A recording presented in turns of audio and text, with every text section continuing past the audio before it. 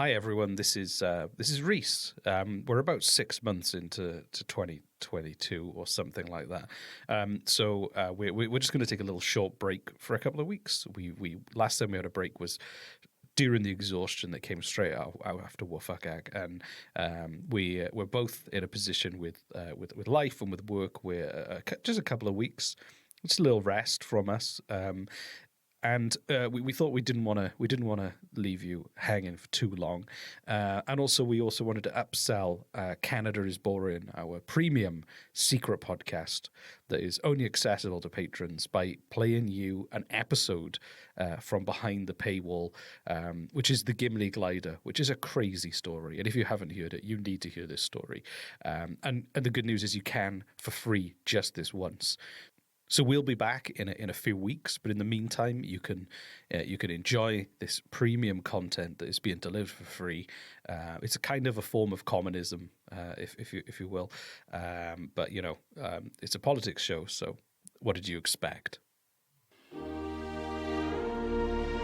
Just quieten down, baby. Per capita export value. Library! Minister, are you embarrassed by your behavior today? There's a lot of bleeding hearts around. Do you have the fortitude or the gonads to stand up and come across here and say that to me, you son of a bitch? Just watch me. He certainly went too far, Mr. Speaker, when I saw him stick his tongue out. Contemptuous disregard. More than a slab of bacon talking here. The disappointment you also feel is my responsibility. I lost my temper. What is the nature of your thoughts?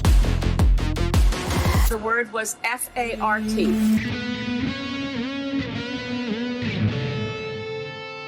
So I thought we'd do a patrons only episode first. Sure, yeah. So do you want to say hello to the patrons, Jesse?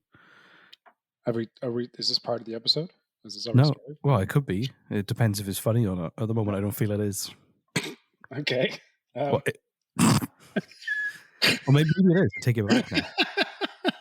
Maybe this is part of the episode. Hello, patrons. Hello, patrons. Hello. Oh, you want to be back so full patrons? What are you doing? You're taking you're stealing my thunder, man. Sorry. Fuck. I mean, it's pretty easy. There's not a lot of it. The fuck's going on, patrons? Love to see you. You're doing great. I just picture all of our patrons kind of like hanging out in this one room, like. I know they're like some kind of exclusive club, which is what I'm part of. But like a basement room with like dim lighting and like a single table up against the wall with like some stale donuts and coffee and the lights water all over the floor. Yeah, and like the lights are flickering overhead and water's on the floor, dirty water, and they're just kind of shivering in the corner, waiting for us to release an episode. Yeah, you're like Reese. Did you feed the patrons this month? And I'm like, hey, let me just get a bucket of fish heads. I'll throw them down. Oh, yeah. I mean, that's not a nice way to think of the people who actually pay to support our show, because we think you're awesome.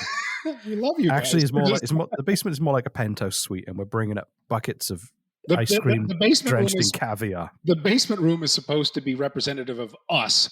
It's not you, a reflection of you. Yeah, exactly. It's a reflection of us and what we're giving you. So, thank you for making me clarify that, Reese. Yeah, that's good. Yeah, fucking patrons. Yeah, God, that's it. I'm not going to support these pricks anymore. Who do they think they are? I've got a 4-bedroom house in Windsor, Ontario, or whatever. I went to a weird ass basement club once in Toronto, a weird ass basement club. It was a weird ass basement. Yeah, thank you for putting the emphasis on ass for me. I've never been to one of those. I didn't put it there, but you knew it belonged there, so I'm glad you did that. Thank you very much. No problem. What did you do at the weird ass basement club? So I thought it was like me and my buddy Ted. We thought it was chaps. Well, we thought it was like an acting club, right? For actors who wanted to get into acting in Toronto. When we were in our 20s and we didn't really know anybody, any connections, we're like, oh, acting, let's go. Yeah, let's go meet other actors that can get us connected in the biz and whatnot. That sounds fun. And they're like, you got to bring food.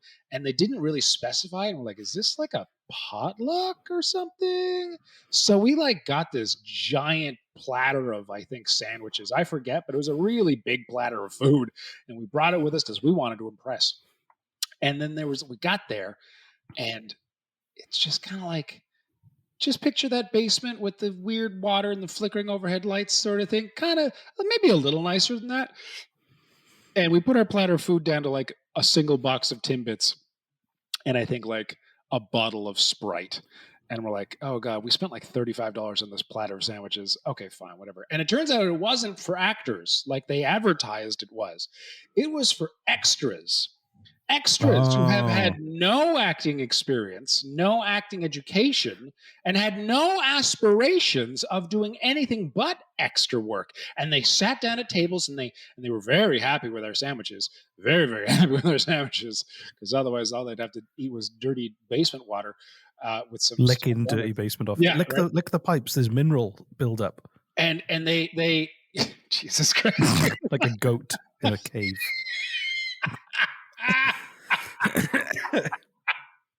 Yep.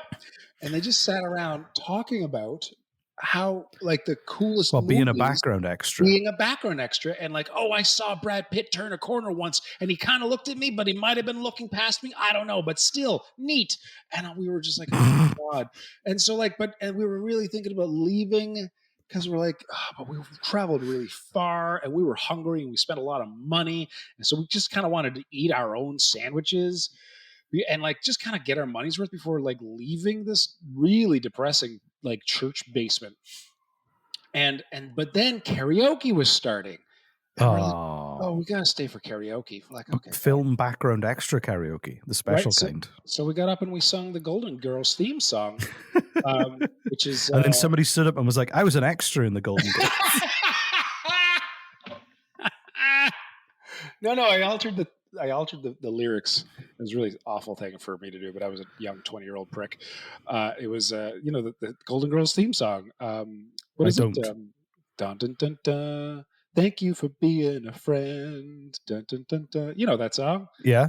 Yeah, you don't, do you? It rings a bell, but I'll be honest, I'm not a big Golden Girls fan. Oh, well. Anyway, I changed the lyrics to bum, bum, bum, bum, you don't have any friends. Dun, dun, dun, dun. How did the rest go? I know this. Did they try and kill you? No, they tried to correct me while I was singing it. Classic background extra kind of. It's pretty fun watching you pretend. It's really funny. It's really fun watching you pretend. People avoid you as if you were the Asian plague. I don't know. I made that up when I was 20. It's probably horribly racist, but that's just the way it was. The Asian plague. I don't even know if it was a thing. It just popped into my head. And then it was like, ba, ba, ba. If you threw a party, invited everyone you knew, it'd be as fun as watching dirt dry in the sun. And we'd all drive by and scream, you don't have any friends. And like, while I'm singing this, people are like cheering me on, but like other people on the karaoke guy with the microphone is leaning in with every single fucking misspoken sentence trying to correct me. Like, no, these are the words. Look, there's a TV right in front of you with the correct words. Like he didn't get it. That I was like making up my own version of the song. Anyway, it's really funny. We made fun of them and then we left. We were little shits. Wow. Hi, patrons. There's your extra special patron intro. There we go. This is the episode. We're done. We're 6 minutes in. We're done. Yeah. It's literally about Jesse going to a basement, singing incorrect karaoke to insult people who were just trying to connect with the like-minded people. I was a prick when I was younger. I think we all were. I did some terrible things. I can't picture you doing terrible things. Mainly when I was drunk. I can't picture you drunk and doing terrible things. I've never seen you drunk, for one. Do you know what? I used to drink a lot. And you're Welsh. I know. It's the culture. It is the culture. It's very similar. I mean, as much as I make fun of you, like that is culture. It is very similar to the Irish culture. I used to go out Thursday, Friday, and Saturday night, and then we'd be out at lunchtime on a Sunday and drink from like noon till they closed pretty much at 9. Sorry, say that again. I'd be out drinking Thursday, Friday, Saturday night, and then most of the day on Sunday. Jesus, Reese. I know. That's impressive. Well, and although now the problem is it's expensive for me to get drunk. I've toughened my liver up so much that I could, if I go out for a drink and everything, it's very hard to get drunk after all that practice. Oh, now I want to try with you. Now I want to see what prickish things you get up to. So we used to do stupid stuff. We told some very personal very cool stories to our patrons. Like I'm thinking like, oh man, this would be really great for like, our main feed, but like, nope, this Fuck is them. for our, They don't like, pay for it. These they don't lovely pay for it. people These do. guys do, No. yeah. These are like These our tiny personal. These basement dwellers do. They're like our own personal therapy group. Thanks, guys. Yeah, We yeah. love you. This is nice. Yeah. Yeah. So Jonah, should we do? You pay for the good stuff. I know they paid for nearly 10 minutes of stories from our lives. Should we give them some premium content? I'm looking forward to it, baby. Because your premium content, you know why I'm looking forward? I always look forward to the Patreon stories. Do you know why? Because there's nothing to do with politics? It's nothing to do with politics. This is just, you're going to like this one. I really, like, I'm not kidding. I still, 2 years later, don't like politics. Sorry, if you can hear noise, it's because my dog Rosie is playing with a dog Kong that I've stuffed with peanut butter biscuits to keep her entertained while we record. Okay. So, little insight. She's good. She's doing well. Anyway, this episode is all about the Gimli Glider. Have you heard of the Gimli Glider? I haven't. It's not a dwarf who can fly. So this story is insane. It's one of those things where something happens and you go, whoa, and then something happens and you go, what? And then something else happens and then something else happens. And it just keeps being like these insane chance things that lead to it'd make a great film. There's so many twists. I mean, this is going to be full of spoilers if they do, but it's still good. Okay. So July the 22nd, 1983, an Air Canada Boeing 767 Cguan. What? Cgaun. Cguan was the name of the aeroplane model. It was a new model aeroplane, and not a lot of the crew were familiar with it. It was a new 767 passenger plane. And it was undergoing routine checks in Edmonton before it took off full of passengers. So the technician found a defective FQIS. Oh, those fucking FQISs. But no, I was like, oh yeah, FQIS, everybody knows what that is. Just in case you don't know. I knew this. I didn't have to look it up, of course. So this is straight from your memory, what you're about to do. Yeah. We did this in school when I was like 3. Right. The Fuel Quantity Indicating System, FQIS. So it basically it measures how much fuel you've got. It's the fuel gauge. It wasn't working. So he disabled a defective channel in it. I don't know whether they were like 2 channels. He disabled the defective channel and then put the entry in the logbook ready. So the next morning, the captain and the co-pilot were told about the problem. And because it was playing up, they did a dipstick reading to get a second measurement of how much fuel there was. And then it's my favorite party game. I know, dipstick reading. Yeah. It's like cold. It's like a like a 10 o'clock at night at the gang. It's like a tarot reading. A few like good pints in you. No, Jimmy's bringing out the dipsticks. A dipstick reading is like tarot, but instead of cards, they put a dipstick in you, and then they look at the pattern to read your future. Yeah, exactly. Bend over, please. Jesus, someone's going to win the lottery next month. Have to add the sound effects. Did you? Well, really? I didn't. It's an audio medium. You've got to be visual. So, so we converted the dipstick reading, and this is the process they had to go. This just to measure the fuel because that thing wasn't working. They had to convert it from centimeters to liters to kilograms to check that it agreed with. It worked out with the last reading, and it was all fine. So the plane flew from Edmonton to Toronto, and then Montreal, and everything was fine. And then at Montreal, Captain Bob Pearson and his first officer, Maurice Quintal, took over the aeroplane for a flight to Ottawa and then Edmonton. And they didn't bother telling them about the dipstick. No, they did. They did tell them.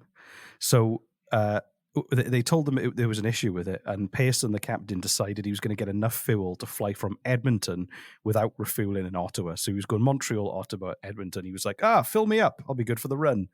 And also have some of that delicious-looking beef jerky. Thank you. What? What year was this, by the way? 1983. Okay. So, the technician there read the logbook, and he was waiting for the fuel truck, and he enabled the defective channel, and was then distracted by the arrival of a fuel truck. Bearing in mind that his job must be hanging out around fuel trucks all the time, so he must have loved his job. If he was... Another field trip. That's the 186th this month. Rings his Put that wife. down in my journal. Yeah, exactly. So Pearson entered in the cockpit, and because that had been enabled, it looked like it gave it an incorrect reading. I don't quite understand it because it's really detailed. So then he did his conversion from centimeters to liters and kilograms. However, he also did a miscalculation. So it was a mixture of the thing wasn't working, and then he had slightly wrong information, and then he miscalculated because he did it in pounds rather than liters or kilograms or something like that. Anyway, What could possibly go wrong? Exactly. So anyway, they were good to go, or they thought they were good to go. So they flew to Ottawa. Everything was fine. From where again? From Montreal. Okay, Montreal to Ottawa. And then they did the dipstick again. They did another reading. And because the readings were wrong, they thought it had enough fuel to reach Edmonton, so they didn't put any But more dipstick in. reading is, I mean, that doesn't really. You're just sticking a dipstick in and checking the level of fuel. Like that should be able to say like, okay, there's this much fuel. Like it's not. Yeah, I know, but it didn't work that way for some reason. So they were flying to Ottawa. They were flying from Ottawa to Edmonton, and they didn't have enough fuel. That was the gist of it.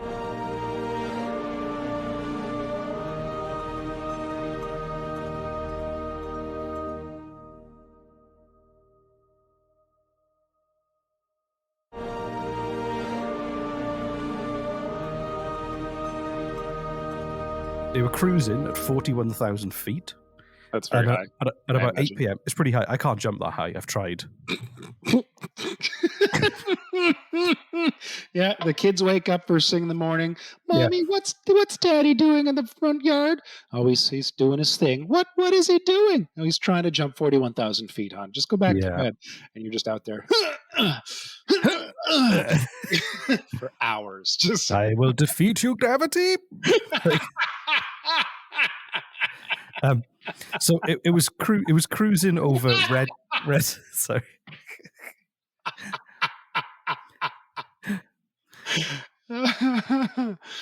So it was cruising over Red Lake, Ontario. Defeat you, gravity. I'm gonna be giggling about that for a while. That's okay. So that was good. So they were cruising over Red Lake, Ontario, 41,000 feet, higher than anyone could jump, and the aircraft's cockpit warning system sounded, so saying there was a fuel pressure problem on the left side, and the fuel pump had failed. So they turned the alarm off. Because if they can't hear the alarm, there's no problem. Yeah, exactly. It's like when you put a bit of tape over the engine warning light on your car. So they thought that it might be something to do because the engine was gravity fed. So they were like, "Oh, it's fine." And then a few seconds later, the alarm also went on the other engine too. So That's not good. on the engine, sorry. And then so they were like, "Oh, we should probably go to Winnipeg. Let's divert to Winnipeg." I mean, it's the only reason anyone's ever come up with to go there, but let's do it. I'm joking. We love you, Winnipeg. Reese loves you. Within seconds, I think you're just okay. So the right engine had failed, and then seconds later, after they decided to go to Winnipeg, the left engine failed. So they were preparing for a single engine landing, and then they realized they had no engines. Jesus. So they were talking to the controllers in Winnipeg to say, "Hey, was this? Hold on, I got to ask. Was this like a cargo plane, a passenger plane? Passenger plane. Passenger, 61 people on board." Oh my God. Okay. So they started to let the controllers know, and in Winnipeg, and then also there was because it was a new plane, it started making lots of weird noises, like a sharp bong, which no one had heard before because they were pretty new to it. So a what? A sharp bong. A sharp bong. Can you put one in post for us to? Okay, I'll just see if I can find a sharp bong in 3, 2, 1. There we go.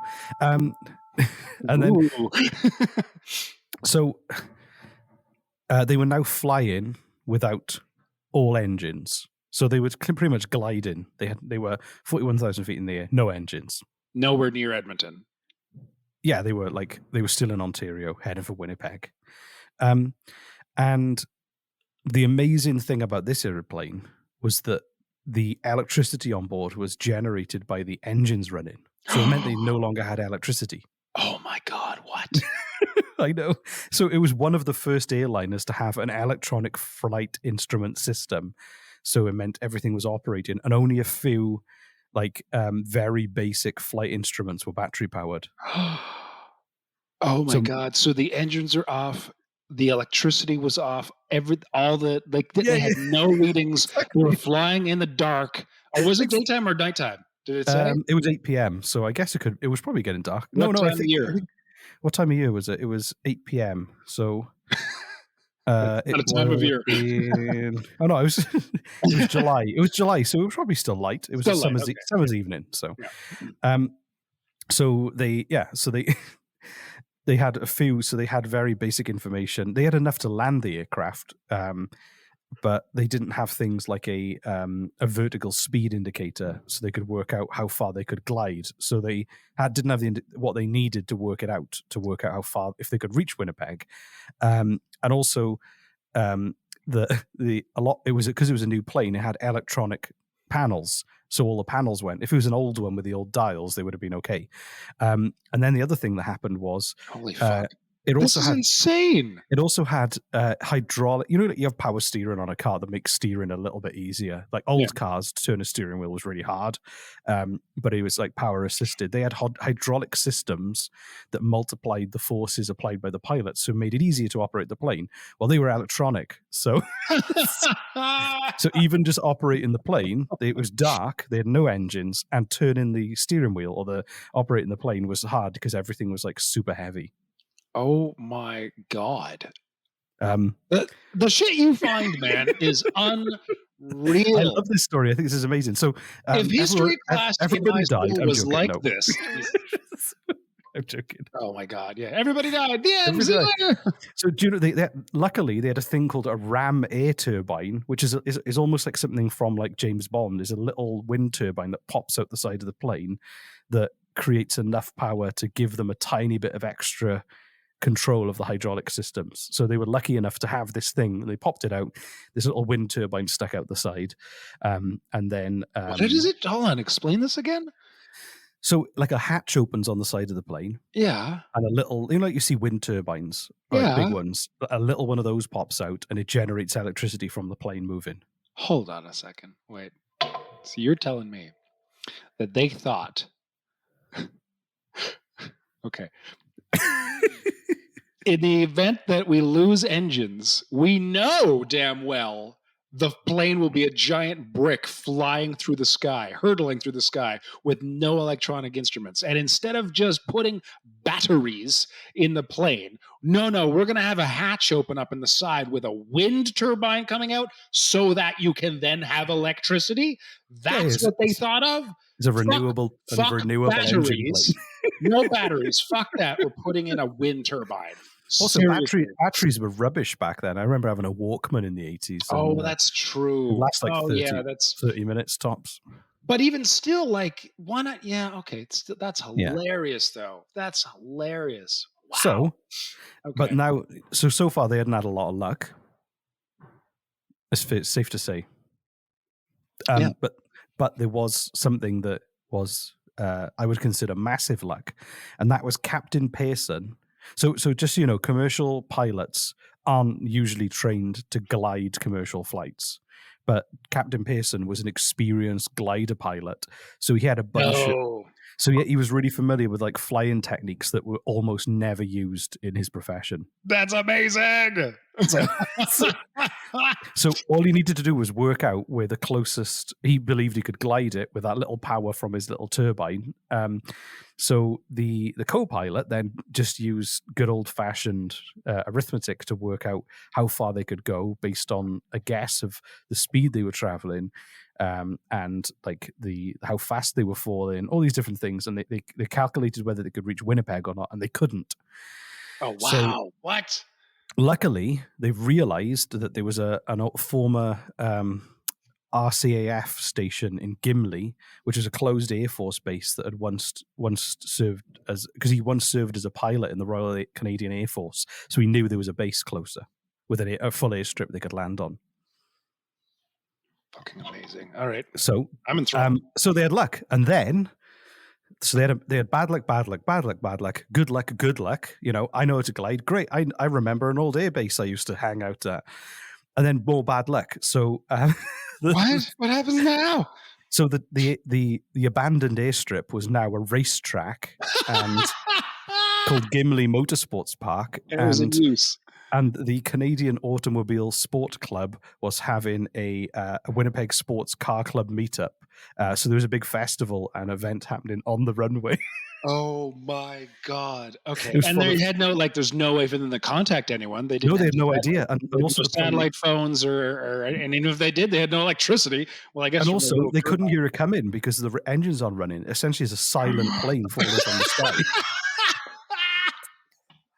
So the runway was full of cars and campers. I and swear it to was God, also Reese, being you used don't, as a- you like none of this is true. None of this. No, You this don't is true. research. This is You true. you just wait until the kids go to bed. You kiss your wife goodnight, and then you take out your little stash of peyote, okay, and you walk into the woods and you trip fucking balls, and then you come up with this shit. You write it down. You're like, guess what I found out? This really happened. Yeah, no, I don't buy this. Is all right. Continue your So you can marvelous made up search peyote yourself. stories. So without main power, the pilots obviously they used gravity to drop the landing gear and lock it into place, but the nose wheel at the front didn't. So the aircraft slowed on the way down because The what? The nose what? so you know when a plane lands, it has landing gear come down. So there's two wheels at the back and one at the front. Yeah, you're saying So the wheel in only the front two did at the not back go down? came down. No, it didn't. It was stuck. Oh And my also God. because they were slowing down to land, it meant the air turbine created less energy, which meant it was even harder to steer. So, at which point they realized they were coming in too fast and too high and too fast. And they were probably going to come off the runway. And the pilots briefly considered a 360 turn in midair to reduce speed and altitude. So they were going to spin around to slow it down. What? But they realized they didn't have enough space, like altitude, for the maneuver. God damn it, that would have been amazing. I know. It's like, maybe, I tell you what, if in doubt, do a 360. I've Right. never heard that before. So Pearson decided to execute a forward slip to increase drag and reduce altitude. What is So that? basically, you cross over the controls, so applying the rudder in run direction. I don't know, something you do. Gliders use it to descend more quickly, but without increasing forward speed. So you don't go faster, but you do drop faster, if you see what I mean. Okay. So you don't move forward, you just move down at a faster pace. And it's almost never used in jet airliners outside of circumstances like this. So it's not a very well known or very used.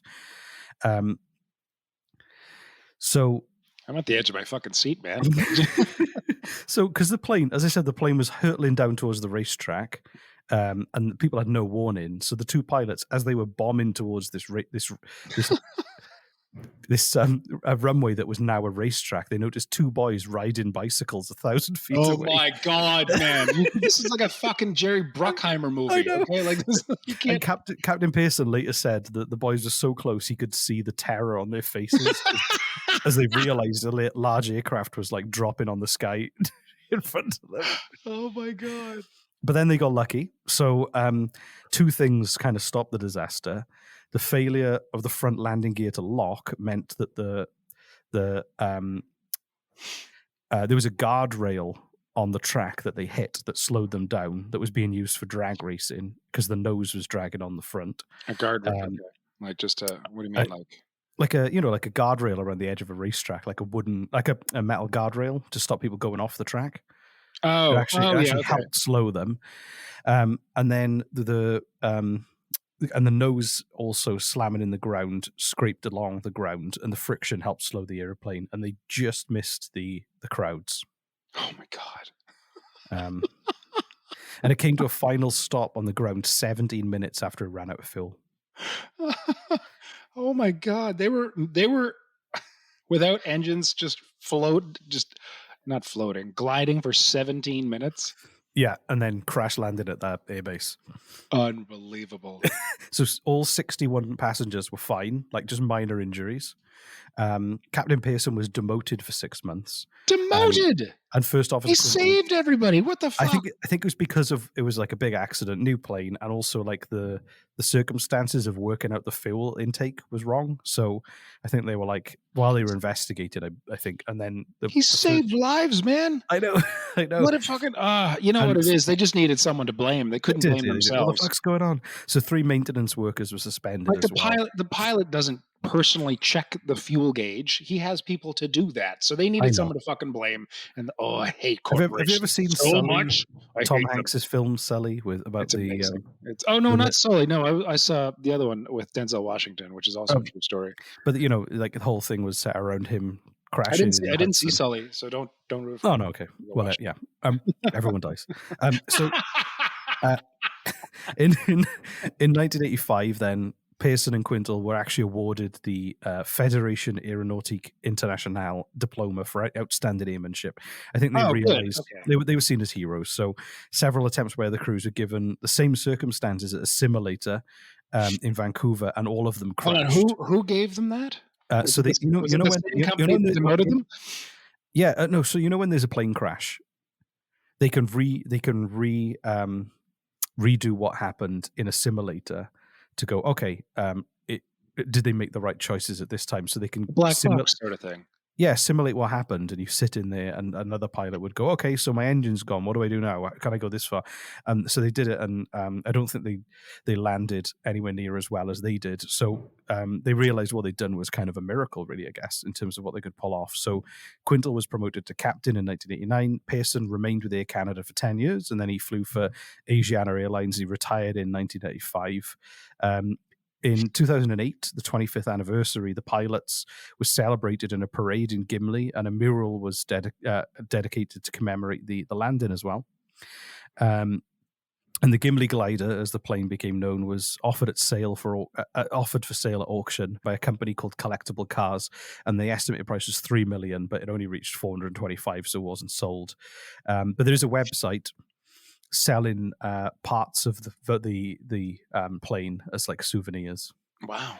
It's got 10,000 sequentially numbered luggage tags for sale. But I don't know why you would want to buy luggage tags for your flight from a plane that crashed. So Gimli now means 3 things. Oh no, it's a gimlet. Sorry, never mind. 2 things. Oh, okay. One's a dwarf and one's a small town in Ontario. Oh, I thought that was. Is it in Ontario? I thought that was the name of the pilot. What's the name of the pilot again? Gimli is in Manitoba. Sorry, the pilot was called Pearson. The pilot was called Pearson. Yeah. Oh, okay. Because there's an airport called Pearson. Yes, that's named after the Prime Minister, not this pilot. Oh, Lester B. Pearson. Right. It's the big one in. You used to live in Toronto. How did you not know that? I did know that. It didn't. I'm not convinced, but so there's a permanent exhibit now in Gimli opened in June 2017, and there's a flight simulator too, and they sell memorabilia as well. So that was the Gimli Glider. Did you like that? It was amazing. Yes, I want our show to be like this. Less politics, more amazing story. It is an amazing story. I would love. Can you hear that drill? I can. Yeah, someone's drilling. Like who's drilling so The neighbors have moved in upstairs, and they do building work out of hours. Upstairs? Yeah, in my office. Oh, you're still in your office, right? I was waiting at work to do the record. So, right. Okay. So you've got upstairs. You've got upstairs neighbors. That sucks. Yeah. But it's cool. So So thanks, patrons. Thank you, patrons. We love you. We do. Amazing. And we hope you enjoyed this. And make sure you tell. These are some incredible stories that, like, I think we should put a push on to get more people to join our Patreon, because we don't talk about it. We should talk about it. We should talk about it. Also, patrons pressurize loved ones to sign up. Say that if they don't join up as well, you won't love them anymore. Yeah. I'm not going to bring you a hot meal every Sunday if you don't. You're talking about like grandparents who exactly. Jesus, Reese, you took it to a whole new level. Oh my God. Hard to see how you'd be a dick when you're drunk. Yeah. I know exactly. The darkness from within creeps out. So that's all 2 I can say. a.m. Reese is drunk out of his mind off of whiskeys and No, cocktails. it got to a point where my wife, you take it your cell phone. It's 2 a.m. I gotta call grandma and tell her I don't like her anymore. No, I'm. You know when you drink different things, you're a different kind of drunk. I do actually. You know, like Superman has briefly. different kinds of kryptonite makes Superman do different things. I don't know that actually. Okay. But I there was a time where I started, and it was, I don't know what happened because it wasn't always like this, but a few years back, I'd get really like aggressively confrontational when I started drinking beer. And after like the third or fourth time that this happened, I was like, huh, that's really fucking weird. And so you know what I did? I stopped drinking beer. Like, Yeah. I don't know. I don't understand people who know that they're a dick on specific types of alcohol and they keep drinking that specific fucking alcohol. I don't get it. I love rum. I really love rum. It's good. But my wife, who was my fiance at the time, really just said, "Listen, this is like an intervention. Please don't drink rum." Because when I was drunk, I was described as a fun nightmare. So I don't really drink rum anymore because she asked me and I love her. Her opinion matters. So a fun nightmare. Yeah, just going around just doing crazy shit, but laughing my head off insanely the whole time. I have to get drunk with you sometime, Reese. I've known you for On 4 rum. years. And on rum. Yeah, we're doing it. What's got to happen? I have to. Oh my God. Just dark rum straight. That's all I need. I need some fucking blackmail footage just for my collection. That's all. So yeah. So yeah. If you want to hang a bucket of kerosene and hang out with a fun nightmare, then you're a fun nightmare. What a lovely emphasis on nightmare. Yeah. The only person having fun was me. So anyway, thanks, patrons. Thank you, patrons. We love you so much. Thanks for sticking around all this time. Like, you guys are honestly really awesome, and it's like a little tiny special club. And don't forget, you are our patrons. Meaning, like, you own us. You own us. Like, honest to God, like, this feed is yours. You can tell us what you want. Like, talk about this. Don't talk about that. More ASMR, please, Jesse. Whatever you want. This is you. This is all you, right? So, like, let us know. Email us or just like straight up in patreon.com and just tell us. So, thanks everyone. We'll see you soon. Thank you guys. Yeah, we'll see you guys soon. Bye-bye, everybody. We love you.